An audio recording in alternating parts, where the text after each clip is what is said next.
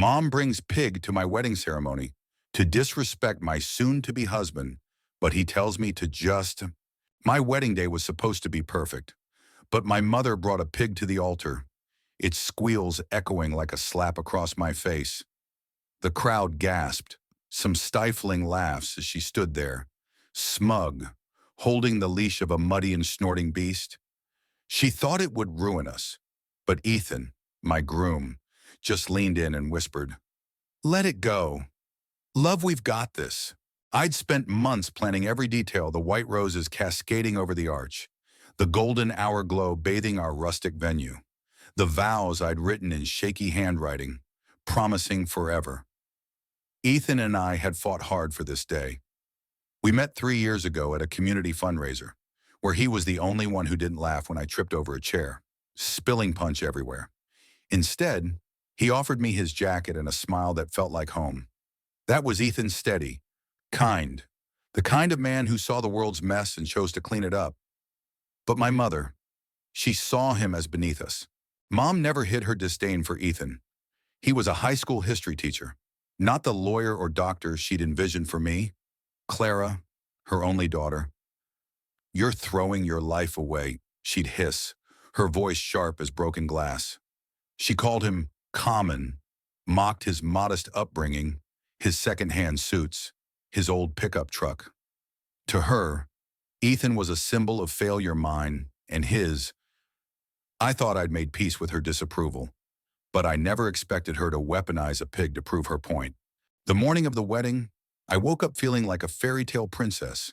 My dress hugged my frame, delicate lace trailing behind me like a dream. My best friend, Lila, braided tiny flowers into my hair, and we laughed about how I'd probably cry through my vows. The venue was perfect, a sprawling meadow with fairy lights twinkling as the sun dipped low. Guests arrived, their smiles warm, their chatter lively. Ethan waited at the altar, his eyes locking onto mine with a love so fierce it made my chest ache. Everything was right until it wasn't. The music swelled, signaling my entrance. I stepped forward, arm looped through Mom's, expecting her to walk me down the aisle with at least a shred of grace. Instead, she tugged me to a stop. From behind a cluster of trees, she pulled out a pig fat, filthy, with a pink bow tied mockingly around its neck. The crowd fell silent, then erupted in whispers. My heart plummeted. Mom's eyes gleamed with triumph. "This is what you're marrying into," she said loudly, her voice carrying over the gasps. "A man who dragged you down to this..." I froze, humiliation burning my cheeks. The pig squealed, tugging at its leash, and a few guests stifled nervous laughter. My eyes darted to Ethan, expecting him to be furious, humiliated, or worse, defeated. But he wasn't.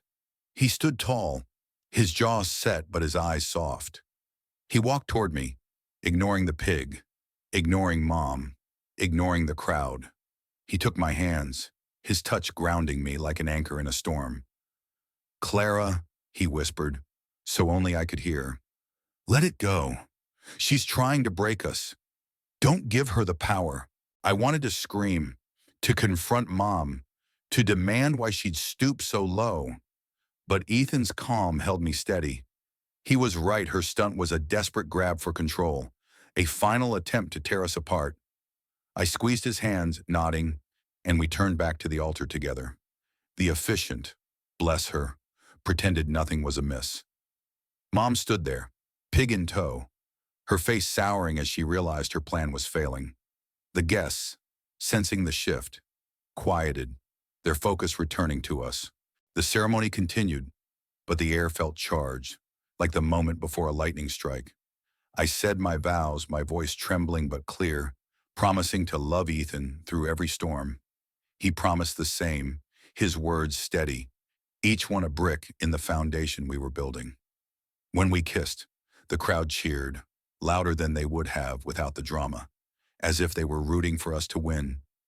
Mom slipped away sometime during the vows, the pig mercifully gone with her. At the reception, the mood lifted, fairy lights twinkled, music pulsed, and Ethan spun me across the dance floor, his laughter infectious.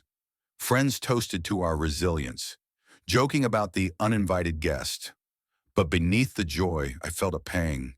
Mom's absence left a hole, one I'd hoped she'd fill with love, not spite. I wanted to understand why she'd gone so far, why she couldn't see Ethan the way I did. Later, as we cut the cake, Ethan pulled me close. "You okay?" he asked, his voice soft. I admitted I wasn't, not entirely.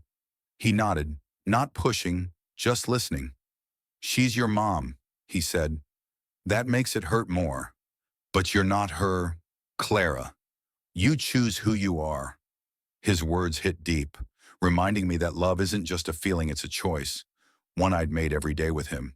The next morning, I found a note slipped under our hotel room door. It was from Mom, her handwriting sharp and angular. "I thought you'd see reason," it read. "You're making a mistake, but I won't watch you ruin your life." No apology, no softness, just her truth, cold and unyielding. I crumpled the note, my heart heavy, but not broken.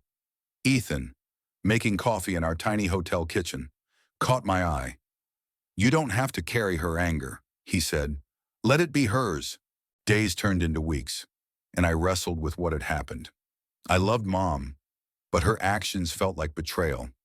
I reached out, hoping for reconciliation, but her responses were curt, her mind unchanged. It hurt, but Ethan's love, our friend's support, and my own resolve kept me grounded. I started to see that Mom's disdain wasn't about Ethan. It was about her own fears, her need to control, her inability to let go of the life she'd planned for me. Months later, at a quiet dinner with Ethan, I realized something. The pig, the drama, the cruelty, it hadn't broken us. It had shown me who Ethan was, a man who could face chaos with grace, who chose love over pride. It showed me who I could be, to someone who could stand firm, who could choose forgiveness without sacrificing self-respect. I wrote Mom a letter, not out of anger, but clarity. I told her I loved her, but I wouldn't let her define my happiness. I don't know if she read it, but it freed me. Our first anniversary came, and Ethan surprised me with a trip to the same meadow where we'd wed.